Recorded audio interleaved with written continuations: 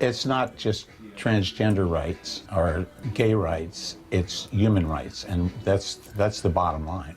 Transgender Southwest Floridian talking to 4 in Your Corner tonight ahead of making a big trip. She's going to North Carolina this week to visit her family, and this is going to be the first time she visits that state since the governor signed a controversial bathroom bill into law. 4 in Your Corner's Lisa Greenberg has been talking to Ricky Lane, and first we should just make it clear exactly what this law in North Carolina says. Well, Patrick, basically this law says that you have to use the restroom of the gender you were born with, and even though Ricky was born a man, she says she'll never use the men's restroom. She'd rather go to jail. Listen as she explains why. Since starting hormone replacement 5 years ago, Ricky Lane says she's never been happier with who she is. I feel comfortable in myself. I don't lie to anybody. It's important to be genuine, you know, and you get to a point in your life and you say, well, you know, this is what's important to me. But it was a long road to get here.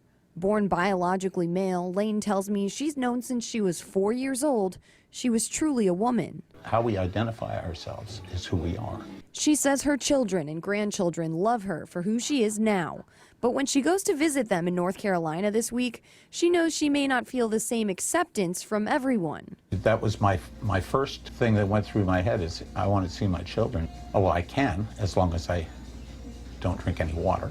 Drink any water because then she might have to use the bathroom. And North Carolina passed a law requiring people to use the bathroom of the sex in which they were born. It also bans local governments from extending legal protections to gay and transgendered. It's wrong. I should not be discriminated any more than you should be.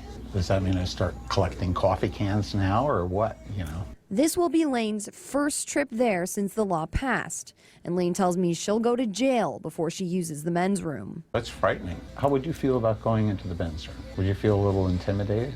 And on the off chance she runs into Governor Pat McCrory, she has a message for him. I would say, well, when you recited the Pledge of Allegiance to the flag, how did it end? With liberty and justice, was that for all or just for you?